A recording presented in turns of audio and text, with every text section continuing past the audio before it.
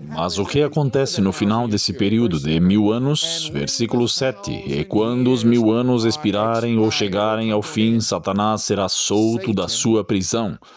Então, esse é o fim desse período de 1000 anos. Agora, foram os primeiros 1000 anos ou os últimos 1000 anos? Bem, vejam o que acontece no final desse período. Versículo 9. E subiram sobre o sopro da terra, e cercaram o acampamento dos santos e a cidade amada. E desceu fogo do céu, da parte de Deus, e fez o quê? E os devorou. Você e eu sabemos que esse é o fogo do inferno, que ocorre não no início dos tempos, mas no fim dos tempos. De fato, o verso 14 diz: a morte e o inferno foram lançados no lago de fogo. Esta é a segunda morte. E todo aquele que não foi achado, escrito no livro da vida, foi lançado no lago de fogo. Este é o fim do período dos 1000 anos, o lago de fogo, o fogo do inferno acontece. E então o que aconteceu? Apocalipse 21, verso 1. E vi um novo céu e uma nova terra, pois o primeiro céu e a primeira terra passaram. Por quê? Por causa do fogo do inferno. E o mar já não existe. E então diz: e eu, João, vi a santa cidade, a nova Jerusalém, que de Deus descia do céu ataviada como uma noiva, ataviada para o seu marido. E adivinhem? Nós estaremos para sempre com o Senhor. Irmãos e irmãs, eu quero estar lá. Vocês não querem? Mas não há como estarmos lá a menos que tenhamos essa experiência com Cristo. E Deus está tentando nos ajudar a ver que não temos mais tempo para esperar. Agora é a hora de nos unirmos, a nós e as nossas famílias. E então, como uma equipe, depois de colocarmos a casa em ordem, Ele poderá nos usar para alcançar o mundo inteiro. Agora escutem-me, irmãos e irmãs. Esses foram os últimos 1000 anos da história humana. Agora, qual foi esse número de todos os 1000 anos? Agora, alguém pergunta, o que você quer dizer? Bem, vejam em Apocalipse capítulo 20. Não foi escrito no vácuo, ele tem contexto. Todo o livro de Apocalipse, assim como na Bíblia, o santuário é construído sobre o número 7. Quantos castiçais em Apocalipse? 7. Quantos selos em Apocalipse? 7. Quantas igrejas em Apocalipse? 7. Quantas trombetas em Apocalipse? 7. Quantas pragas em Apocalipse? 7. E podemos continuar. Mas vocês já sabem, irmãos e irmãs, que em Apocalipse todo o livro é construído sobre o número 7. E 7 nem sempre é o primeiro, nunca o primeiro. 7 é sempre o último. Então, meus irmãos e irmãs, com base no contexto, se João o Revelador estivesse tentando simbolizar e identificar o último período de 1000 anos do Apocalipse, qual número estaria ligado a ele? Teria que ser, sem falta, no contexto, o número 7. E nos mostrando que os 7000 anos são o período final, irmãos e irmãs, da história de 7000 anos do Apocalipse. É o final, o final, o final e o último. Isso é muito importante, porque quando você entende que a história de 7000 anos chega ao fim com isso, e então vemos na Bíblia nos mostrando a mesma coisa. Agora, irmãos e irmãs, o que acabei de mostrar resumidamente. Vocês sabiam que todos os adventistas do sétimo dia acreditavam nisso e ensinavam isso, e que se baseia no próprio conceito do santuário? Havia um homem chamado J.N. Andrews. Vou colocar isso na tela para que todos vocês possam ver. Havia um homem chamado J.N. Andrews. Ele foi um pioneiro. Ele foi o que a inspiração diz, um dos melhores missionários já enviados. A Universidade de Andrews leva o nome dele. Mas agora, meus irmãos e irmãs, é interessante, às vezes podemos ter que mudar o nome, porque a Universidade de Andrews não ensina mais o que ele ensinou, que era a verdade, mas Andrews, que J.N. Andrews ensinou. Aliás, vou compartilhar com vocês um artigo. Vocês podem vê-lo em sua tela. Este é um artigo da Review and Herald, de 21 de agosto de 1883. Isso foi enquanto a irmã White ainda estava viva. Agora eu quero ler esta citação da irmã White, antes de ler a declaração do livro Conselhos, antes de ler a Review and Herald. No livro Conselhos, Escritores e Editores, página 28, vejam o que o profeta diz. Vocês podem ler comigo, está na tela. E diz que Deus me deu luz. Este é o profeta a respeito de nossos periódicos. O que é isso? Agora, Review and Herald, um dos periódicos, Sinais dos Tempos, um dos periódicos. Bem, o profeta diz que o Senhor me deu luz a respeito de nossos periódicos.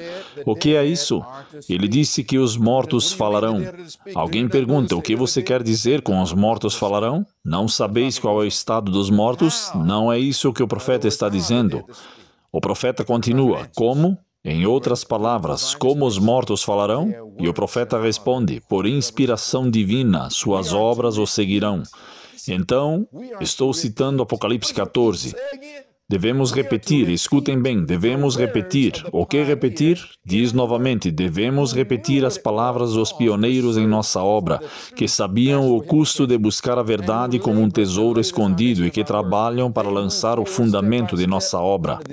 Eles avançam passo a passo sob a influência do Espírito de Deus. Um por um, esses pioneiros estão morrendo. A palavra que me foi dada é, vejam o que o profeta diz, a palavra que me foi dada é, que o que esses homens escreveram no passado seja reproduzido. Conselho escrevendo aos editores, página 28. Agora, todos os pioneiros já partiram. A única maneira de eles falarem agora é voltando aos seus escritos e deixando-os falar novamente. Agora vou ler para vocês um dos nossos pioneiros, J.N. Andrews, mencionado nominalmente como nossos pioneiros em mensagens escolhidas no livro Review and Herald, em 21 de agosto de 1883. Vocês estão lendo comigo, há um artigo. Ele escreveu 6 artigos, não um artigo passageiro, um artigo isolado, mas 6 artigos completos, e eles foram chamados de A Grande Semana de Tempo. Agora, vou ler apenas o final. No 6º artigo, ele está chegando a uma conclusão. Vejam o que ele diz. Ele cita Levítico 25, 8 a 10. Depois de falar sobre as 7 semanas de anos, vem o ano do jubileu. Então ele diz que neste ano a liberdade foi proclamada em toda a terra e todos os seus habitantes, e cada homem retornou à sua própria herança. Isso significa que após o grande sábado, durante o qual a terra permanecerá inculta por 1000 anos, estamos falando sobre o que lemos em Apocalipse capítulo 20, a grande semana. Agora vejam o que o pioneiro diz, repita suas palavras, a grande semana dos 7000 anos está terminando. Eles acreditam, os pioneiros acreditavam na história dos 7000 anos. Diz que a maldição cessará depois de ter consumido a terra com todos os ímpios. Então a terra será recriada pelo poder de Deus e todos os justos retornarão à sua herança na nova terra e nunca mais conhecerão o pecado nem tristeza, nunca mais. É exatamente isso que lemos em Apocalipse capítulo 20 e 21. Todos os adventistas acreditavam nisso. Agora, meus irmãos e irmãs, nós até costumávamos cantar sobre isso. Havia uma canção que se chamava, e se chama hoje. Costumava estar no inário, mas de alguma forma alguém o arrancou. Mas, irmãos e irmãs, Deus precisa que voltemos à verdade original que Ele nos deu. Em canções, em mensagens, em vez dessa tolice em que temos toda essa música circulando pela igreja, onde nos disseram que viria pouco antes do fim do tempo de graça. Nós estamos vendo isso em nossas igrejas agora mesmo. Deus nos disse, irmãos e irmãs, que deveríamos entender a mensagem para este tempo. Agora, naquela canção, o dia santo é o descanso eterno. Ela fala sobre a beleza do sábado do 7º dia e como ele é importante. Não vou me aprofundar em tudo, será bom conhecer a canção inteira. Mas na 4ª estrofe, na sua tela, vocês verão. Vejam o que diz a 4ª estrofe. Todos os que falam a verdade devem dizer que foi o Papa. Isso foi o que escreveram originalmente. O Papa hoje diz homem, mas foi o Papa que mudou o dia na palavra de Deus. Nenhuma mudança aparece ao longo de todos os 6000 anos. Costumávamos cantar sobre isso em nossas canções, mas por que perdemos a mensagem? A música mudou. E agora não entendemos mais o que antes entendíamos. Meus irmãos e irmãs, temos que voltar à mensagem original que Deus nos deu, desde o princípio, a verdade presente, lá no lugar santíssimo de 1844. Agora, gostaria que tivéssemos tempo para desenvolver isso, mas não temos. Então agora, meus irmãos e irmãs, escutem-me com atenção. 6.000 anos nesta terra, 1.000 anos no céu, e 6.000 anos mais 1.000 é igual a 7.000. Portanto, a última geração na terra é a geração que chega a este período de 6.000 anos. Agora, meus irmãos e irmãs, este é o limite e não podemos ultrapassá-lo. Deus poderia vir antes disso ou encurtá-lo, mas esse é o limite. Não podemos ultrapassá-lo. Então, meus irmãos e irmãs, eu quero que entendamos por um momento. Na verdade, vão para suas Bíblias, para Mateus 24. Voltem suas Bíblias para Mateus 24 e veremos como é essa palavra juntos. E lembrem-se de que um limite é algo que você não pode ultrapassar, e esse período de tempo, esse limite de tempo que não podemos ultrapassar é aquele de 6.000 anos na Terra e aqueles 1.000 anos no céu, que é aquele período de 7.000 anos. Bem, onde estamos em 2025, eu não tenho tempo para entrar em detalhes, para analisar isso. Eu disse a vocês que tem uma série de DVDs que vocês podem assistir e entender isso em detalhes. Mas, meus irmãos e irmãs, entendam isso. Se vocês se lembram de que, quando Jesus veio à Terra, lembrem que o Espírito de Profecia nos diz no livro Desejado de Todas as Nações, página 652, diz que Jesus estava entre duas economias e que, quando Jesus se preparava para morrer na cruz, aquele era o 4º milênio, que era por volta do 4º milênio. Se vocês lerem nosso estudo, vocês entenderão o porquê. Porque há outras citações sobre 4.000 anos, então vocês entenderão tudo isso. Mas, meus irmãos e irmãs, diz que foi por volta de 4.000 anos quando Jesus morreu na cruz. Agora, se ele morreu na cruz no ano 31 e cerca de 4.000 anos se passaram, fica claro para nós, com um pouco de matemática, que mais 2.000 anos restariam após a cruz, e 4.000 anos mais 2.000 anos são 6.000 anos. E assim, se 2.000 anos restassem por volta do ano 31, isso significa que, se você adicionar 2.000 mais 4.000 até o ano 31 na cruz, isso dará cerca de 2031. Não é exatamente, mas mais ou menos. Alguém pergunta o que você quer dizer? Agora, meus irmãos e irmãs, vocês descobrirão se não estudaram isso comigo em detalhes. Mas observem o que a Bíblia diz em Mateus 24. Em Mateus 24. Por que menciono isso? Porque o profeta diz no livro O Grande Conflito, escutem atentamente, na página 370. Está na sua tela e diz: uma palavra do Salvador não deve ser usada para destruir outra. Por que eu digo isso? Porque algumas pessoas dizem: você não pode me falar sobre 2031, que é mais ou menos em 2031, porque ninguém sabe o dia ou a hora. Bem, de onde vem esse versículo? Muitas pessoas nem sabem dizer onde está o versículo. Mas para quem sabe, está em Mateus 24. Vejam o que diz no versículo 36, Mateus 24, verso 36.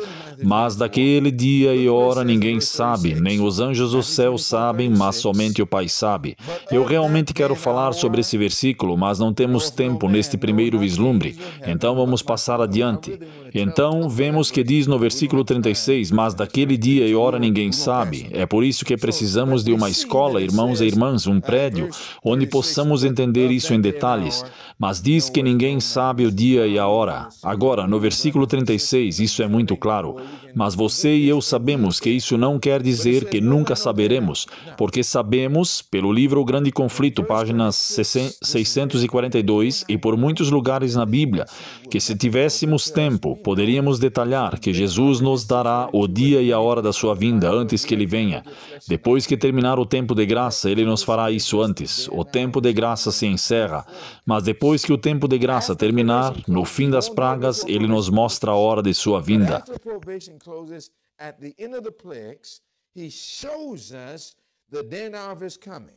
Os ímpios, vocês sabem disso, soará como um trovão para eles, mas os justos ouvem sobre o dia e a hora de sua vinda. Portanto, há mais nesta Escritura, mas mesmo se você assumisse uma posição de que ninguém sabe o dia e a hora, não poderia fazer com que este versículo destruísse todos os outros versículos neste capítulo. O capítulo foi dado para que pudéssemos entender os sinais e eventos atuais à luz da profecia bíblica.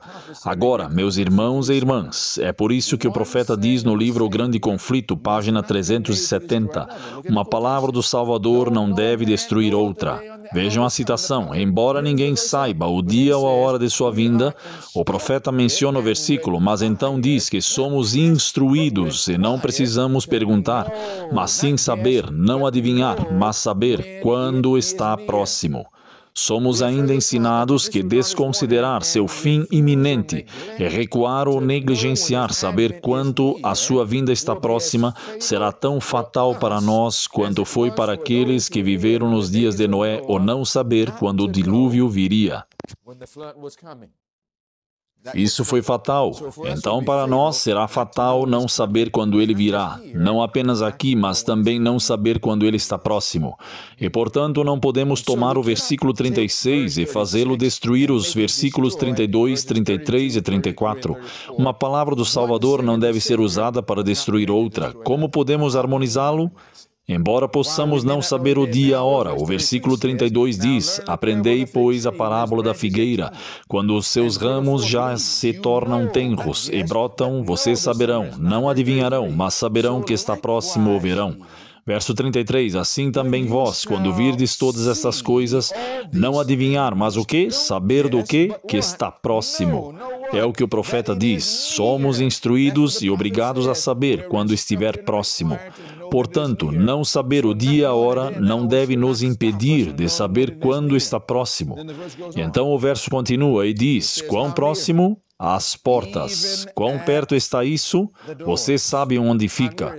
O próximo versículo diz, vocês não precisam adivinhar, vocês não precisam acreditar em mim. Versículo 34, a primeira palavra diz, em verdade. Você e eu sabemos que em verdade significa de uma certeza de uma verdade. Então, em outras palavras, se você não entende, deixe-me esclarecer. Então, quando Jesus disse, podemos saber que a sua vinda está próxima, quão perto? Não o dia e a hora, não antes do fim do tempo de graça, mas o quanto podemos saber agora, antes do fim do tempo de graça, que o fim está próximo. Ele diz, em verdade. Em outras palavras, se você não entende o que significa estar às portas, deixe-me esclarecer a verdade. Isto é o quão perto você pode saber. Em verdade, eu digo a vocês que esta geração, agora meus irmãos e irmãs, esta geração, observem agora, não passará. Lembrem-se, um limite é um lugar que vocês o quê? Não podem ultrapassar. Jesus estava apontando a geração limite, a última geração, a geração final, e ele disse que essa geração não passará até que todas essas coisas se cumpram. Então a Bíblia está nos dizendo, o próprio Jesus, que podemos entender antes que a porta da graça se feche, bem agora. Não o dia e a hora, mas podemos saber que está próximo. Quão próximo? Às portas. O que isso significa? Significa que podemos conhecer a geração final, antes que o mundo chegue ao fim. Essa é a última geração. Agora, meus irmãos e irmãs, esta geração limite é a geração em que vocês estão em 2025. Vocês e eu estamos em 2025.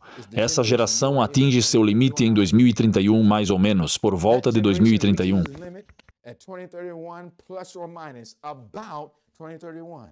Mas o que isso tem a ver com 2025? Porque nosso estudo não é sobre 2031, um ano nada comum, mas é 2025, um ano nada comum. Então, meus irmãos e irmãs, eu quero que vocês olhem para suas telas. Em suas telas agora, vocês veem o que é chamado de ciência da astronomia. Agora, a ciência da astronomia é muito interessante. Vocês veem o homem olhando através de seu telescópio. Através da ciência da astronomia, entendemos sobre corpos celestes. Vocês veem em sua tela onde você tem o Sol, e então você tem Mercúrio, Vênus e os 8 planetas. Algumas pessoas dizem 9, mas aqueles que estudam astronomia sabem que eles dizem 8. Mas aqueles outros planetas, alguns deles são chamados de anões. Agora, meus irmãos e irmãs, aqueles planetas que orbitam o Sol, nosso sistema solar, tem uma lição para nós sobre a ciência da profecia, na qual você e eu temos agora. Agora vocês veem em sua tela, e a NASA está falando sobre os planetas. Ela diz que nosso sistema solar tem 8 planetas: Mercúrio, Vênus, Terra, Marte, Júpiter, Saturno, Urano. Orbitam aquele, e Netuno. Existem 5 planetas anões oficialmente reconhecidos, e algumas pessoas adicionam os planetas anões, mas isso não é o que são. Os planetas anões em nosso sistema solar, e eles os nomeiam. Vocês podem vê-los na tela. Mas esse não é o nosso ponto. Mas, meus irmãos e irmãs, diz que através da ciência da astronomia, os astrônomos foram capazes de reconhecer, e a maioria das pessoas costumavam pensar que tudo girava em torno da Terra. Na verdade, a Igreja Católica realmente descomungou Galileu e a chamou de excomungada. E eles disseram que, se você não retratar sua descoberta científica de que a Terra não é o centro, então você enfrentará perseguição. E, amigos, ele rapidamente retratou isso.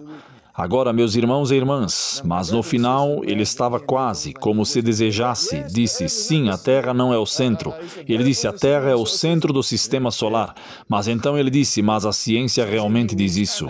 Então ele estava tentando fazer isso mais tarde. E meus irmãos e irmãs, vocês descobrirão que naquele momento eles começaram a reconhecer uma verdade que já sabíamos da Bíblia, que a Terra não era o centro, tudo gira em torno do Sol, gira em torno de Jesus. Jesus é o centro de tudo, de acordo com a Bíblia. Agora, meus irmãos e irmãs, mas nessa descoberta eu quero mencionar que a descoberta de Netuno é muito significativa para vocês e para mim em 2025. Isso foi há mais de 175 anos. O astrônomo descobriu Netuno, o oitavo planeta. Netuno é o oitavo planeta. Agora, como eles descobriram é muito interessante. Eles descobriram em 1846.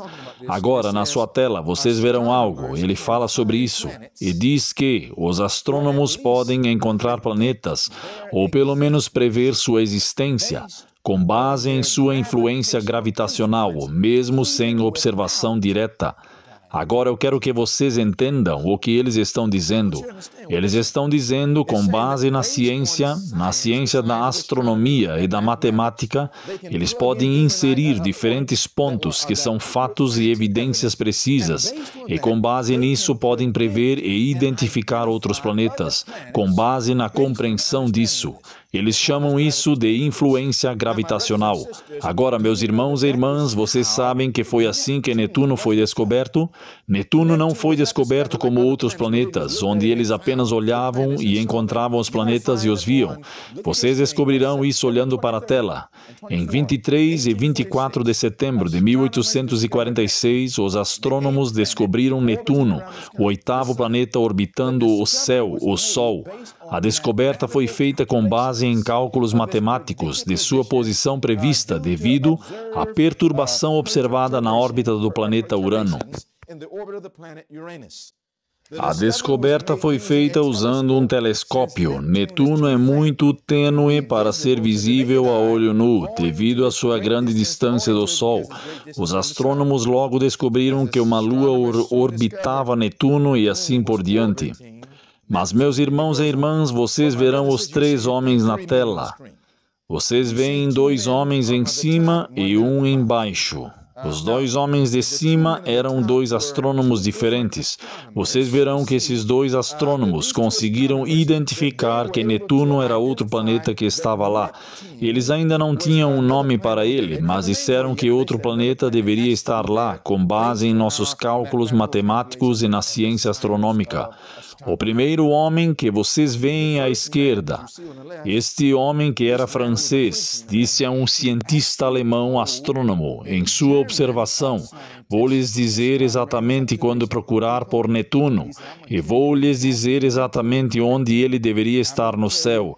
E ele disse, não podemos vê-lo por agora, mas se você procurar, encontrará o planeta que ninguém mais viu.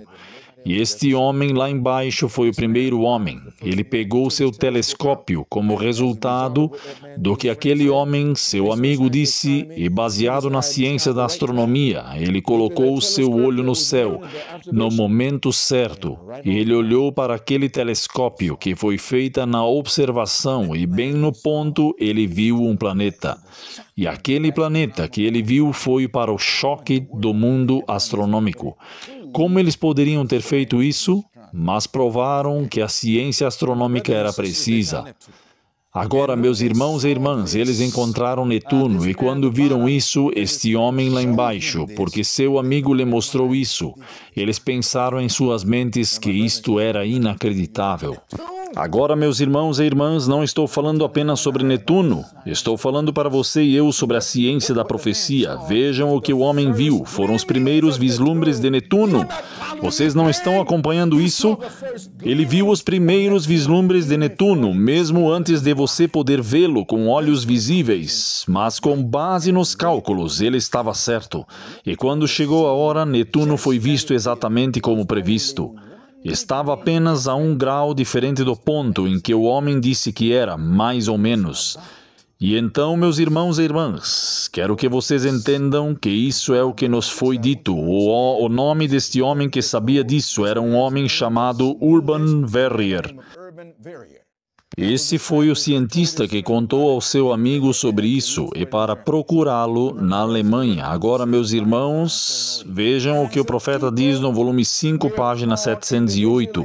Como povo, somos chamados individualmente a ser estudantes da profecia. E, em outras palavras, devemos entender os sinais da profecia, não apenas os sinais da astronomia, mas da profecia. Devemos vigiar com fervor para que possamos discernir qualquer raio de luz que Deus nos apresentar. Devemos captar os primeiros vislumbres da verdade, assim como fizeram com Netuno. E através do estudo fervoroso, uma luz clara pode ser obtida, a qual pode ser apresentada a outros. Meus irmãos e irmãs, é por isso que estamos fazendo isso. Mas não estamos falando de Netuno, estou dizendo que 2025 foi exatamente como Netuno. Sabíamos que haveria uma grande crise em 2025, de uma maneira especial, não apenas em 2020, que foi o mesmo que Netuno, mas 2025 será uma crise cada vez mais profunda. Meus irmãos e irmãs, veremos que o que está acontecendo em 2025 levará diretamente à aprovação de uma lei dominical nacional. Isso não é acidental que o Sr. Trump seja presidente. Não é acidental que o Papa Leão XIV esteja no cargo. Não é acidental que este bombardeio esteja ocorrendo agora no Irã e estamos vendo o que está acontecendo em Israel. Tudo isso está se encaixando nos eventos finais que o profeta diz que serão rápidos.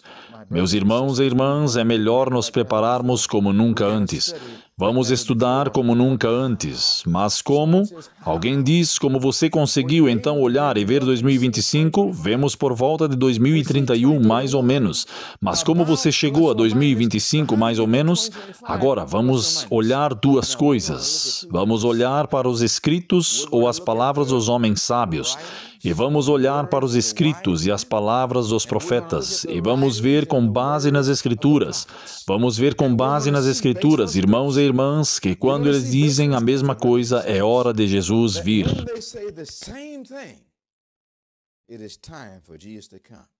Quando vocês leem Mateus capítulo 2, vocês veem isso com muita atenção. Quando vocês lerem Mateus capítulo 2, agora olhem para isto, eu trago isso antes de encerrarmos. Mateus capítulo 24. Mateus 24 nos diz, no versículo 34, em verdade vos digo que não passará esta geração sem que todas essas coisas aconteçam. Lembrem-se de alguém dizendo, uma palavra do Salvador não deve ser usada para destruir outra. Embora possamos não saber o dia nem a hora antes do fim do tempo de graça, nós podemos conhecer a geração final. E então o que precisamos começar a estudar para entender 2025 é que não podemos estudar apenas uma coisa ou outra. Temos que começar a estudar gerações. Quando estudamos gerações, lembrem-se de que Deus não nos dá o dia, a hora, a data exata. Ele disse esta geração. Então a maneira de encontrar Netuno, em outras palavras, a maneira de encontrar 2025 mais ou menos, porque este ano não é um ano comum. Temos que estudar as gerações bíblicas. E uma vez que estudarmos as gerações, encontraremos 2025, assim como aqueles cientistas encontraram Netuno.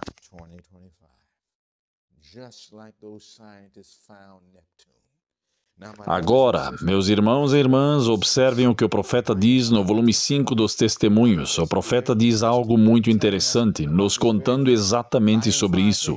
Volume 5, página 207. Este é o capítulo sobre o selo de Deus. O profeta diz, Jesus está prestes a deixar o propiciatório do santuário celestial, onde é o lugar santíssimo. Está no céu, não na terra. Onde está o propiciatório sobre a Arca da Aliança?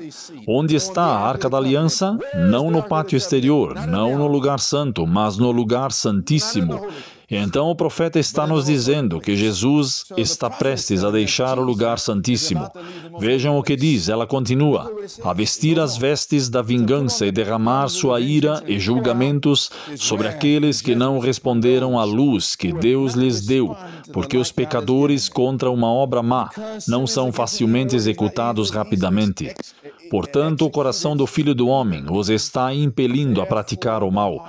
O profeta está citando Eclesiastes 8. Estou tentando me apressar até que meu tempo se esgote, mas preciso desacelerar e encerrar. Em vez de serem amolecidos pela paciência e longanimidade que o Senhor exerceu sobre eles, aqueles que não temem a Deus e não amam a verdade fortalecem seus corações em seu mau caminho. Mas escutem o que o profeta diz: mas há limites. Há o quê?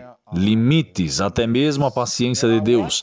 Portanto, Deus deve interferir e justificar. Meus irmãos e irmãs, o profeta diz que Jesus está prestes a deixar o propiciatório. Ele é misericordioso, ele é longânimo, mas o profeta diz que há limites. Mas não precisamos adivinhar sobre esses limites. Vocês veem limites na sua tela. Agora observem o que o profeta continua dizendo na próxima página. Página 28, mesmo capítulo, próxima página. Então o profeta cita Gênesis capítulo 15. Em Gênesis 15, vamos abrir rapidamente em Gênesis 15. Em Gênesis capítulo 15, e vamos estudar isso mais detalhadamente em nossos próximos primeiros vislumbres em detalhes. Vamos entrar nisso. Mas em Gênesis 15, o profeta da Bíblia, em Gênesis 15, o profeta Moisés, no primeiro livro de Moisés, diz em Gênesis 15, verso 13, e disse a Abraão: saibas com certeza que tua semente será estrangeira na terra que não é sua. Vá para o versículo 14. E também julgarei a nação a quem servirão, e depois sairão. Vão para o versículo 16. Mas no que diz, pessoal, no que? Mas na quarta geração. Circulem isso, sublinhem isso. Agora olhem para a sua tela. O volume 5, página 208, diz, ela está citando esse versículo de Gênesis 15, 16, e diz: dos amorreus, disse o Senhor, na quarta geração voltarão para cá, porque a iniquidade dos amorreus ainda não está cheia. Então o profeta parte deste ponto de Gênesis 15 e agora está lidando com o que temos falado sobre Jesus, deixando o lugar santíssimo. E diz, embora esta nação fosse conspícua, por causa de sua idolatria e corrupção, ainda não havia enchido o cálice da iniquidade. Em outras palavras, o tempo de graça ainda não havia se encerrado. Seu limite não havia sido atingido.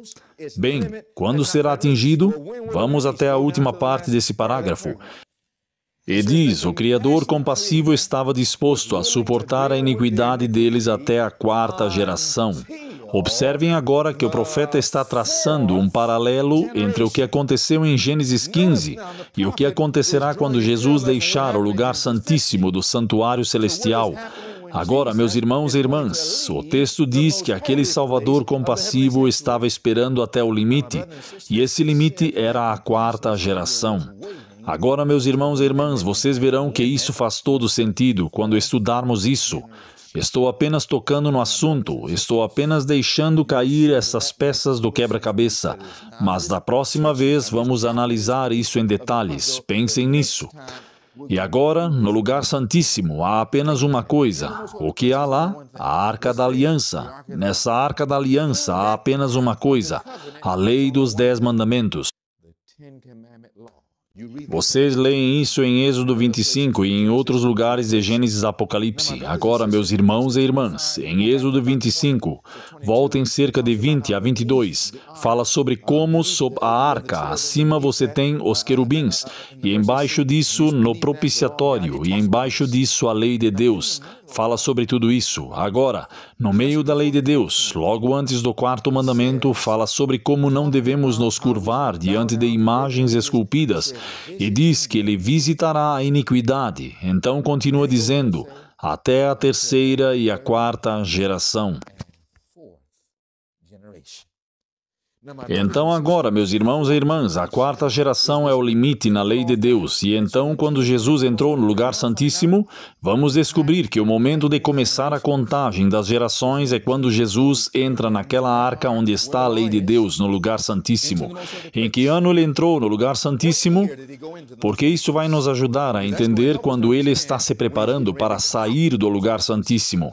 Ele entrou em 22 de outubro de 1844. Em 22 de outubro de 1844. Há quanto tempo ele está lá? Até 2025? Quanto tempo dura isso? Quando o outono deste ano chegar, serão 181 anos. Isso significa alguma coisa? Significa alguma coisa, irmãos e irmãs. Significa alguma coisa. Este ano 2025 não é um ano comum. Vamos descobrir que algo sobre a quarta geração acontece em 2025. E vamos ver, e vamos fazer isso juntos. Os escritos dos homens sábios vão nos mostrar que 2025 não é um ano comum. Vamos até ver os escritos do diabo nos mostrando que 2025 não é um ano comum, por meio das suas sociedades secretas, agências, e o profeta fala sobre isso. Então veremos não apenas isso, porque o diabo sabe que tem pouco tempo. O diabo falou sobre como não vir antes do tempo, mas também veremos que os próprios profetas, porque o diabo não tem conhecimento infinito, veremos que o diabo estudou a Bíblia, veremos que a própria Bíblia confirma que a quarta geração tem algo a ver com o seu limite em 2025. Alguém diz, diga-me agora, bem, eu gostaria de poder, mas nosso tempo acabou. E então, meus irmãos e irmãs, vamos mostrar que, para entendermos que 2025 não é um ano comum, mesmo antes de chegarmos a 2025, mesmo antes de realmente vermos o Sr. Trump ser reeleito presidente, antes do Papa voltar como em 1888, mesmo antes de vermos o que aconteceu com as políticas de imigração e os terroristas, a guerra civil que está chegando e o que está acontecendo com essas bombas, mesmo antes de tudo isso, poderíamos ter identificado isso com base não na ciência da astronomia, mas na ciência da profecia. Temos uma palavra profética mais segura, meus irmãos e irmãs, na qual fazemos bem em estar atentos, como uma luz que brilha em lugar escuro, até que o dia amanheça e a estrela da alva apareça em nossos corações. Escutem-me com muita atenção. Jesus está prestes a voltar. Não nos resta mais muito tempo. Em seguida, na próxima edição, entraremos em detalhes sobre isso. Irmãos e irmãs, se alguma vez houve um tempo para nos aproximarmos de Deus e colocarmos nossa família e nossa casa em ordem, é agora. Se alguma vez houve um tempo para reavivamento e reforma em nossa igreja, é agora. Se alguma vez houve um momento para alcançar nossos vizinhos e o mundo ao nosso redor, é agora. Mas não podemos fazer nada até que nos voltemos para Jesus sem demora. O profeta diz em conclusão, em Testemunhos para Ministros, página 118, vocês veem em sua tela. E diz, os perigos dos últimos dias estão sobre nós, e em nosso trabalho devemos alertar as pessoas sobre o perigo em questão. Não as entretenha, avisem-as sobre o perigo em questão. E escutem, nós estamos em apuros. Disseram-nos que vivendo nessas cidades estamos em apuros, temos que sair. Mas nós, irmãos e irmãs, precisamos fazer algo para entender a mensagem, para que possamos entender como ter essa experiência com Jesus antes que seja tarde demais. Ela diz, não deixem de ser tocadas as cenas solenes que a profecia revelou. Se nosso povo estivesse meio acordado, se percebessem a proximidade dos eventos retratados na revelação, uma reforma seria realizada em nossas igrejas e muitos mais acreditariam na mensagem. Não temos tempo a perder. Deus nos chama para vigiarmos as almas, pois elas devem prestar contas. Diz, promova novos princípios. Diz, aglomere-se na verdade clara. E é isso que estamos fazendo agora, aglomerando-se na verdade clara. Mas então ela diz, deixe Daniel falar, deixe a revelação falar e dizer o que é verdade, mas, qualquer que seja a fase do assunto apresentada, exalte Jesus como centro de toda a esperança, a raiz e a descendência de Davi e a brilhante estrela da manhã. Escutem-me, não importa quantos erros você cometeu, não importa qual seja a sua condição, a sua família, ou onde você esteja agora enquanto ouve isto. Há esperança em Cristo Jesus. Se lhe dermos mais tempo, se estudarmos com Ele, meus irmãos e irmãs, Jesus nos salvará e então nos usará como um instrumento para nos tornarmos um jato de luz para alcançar outros. Vamos orar juntos e pedir que tudo o que fizermos, façamos rapidamente. Vamos nos preparar, nos preparar, nos preparar. Pai Celestial, somos muito gratos pela Tua presença e pelas verdades da Palavra de Deus, que não são apenas preciosas, mas são a verdade presente, que nos mostra onde estamos neste tempo final, e quem Tu és, e como ter uma experiência com Jesus antes que seja tarde demais. Precisamos de um relacionamento contigo, que é próximo, íntimo e pessoal. E precisamos que Tu ajudes nossas famílias, precisamos que nos dês amor pelas almas. Mas, Senhor, tudo isso, Tu querias que começássemos a entender o tempo e o que fazer nesse tempo para que possamos nos posicionar para encontrar o destino profético. Pai, eu te imploro, dá-nos mais alguns anos de graça, para que, Senhor, possamos nos preparar e ajudar muitos outros a aprender o que fazer antes que seja tarde demais.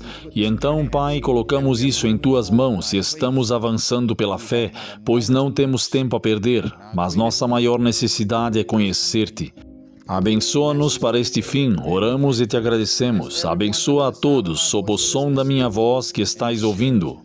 E nos transforma para que nunca mais sejamos os mesmos, mas que Te conheçamos como um amigo íntimo e pessoal. Agradecemos por tudo isso que pedimos em nome de Jesus. Em nome de Jesus. Amém. Que Deus te abençoe. Maranata.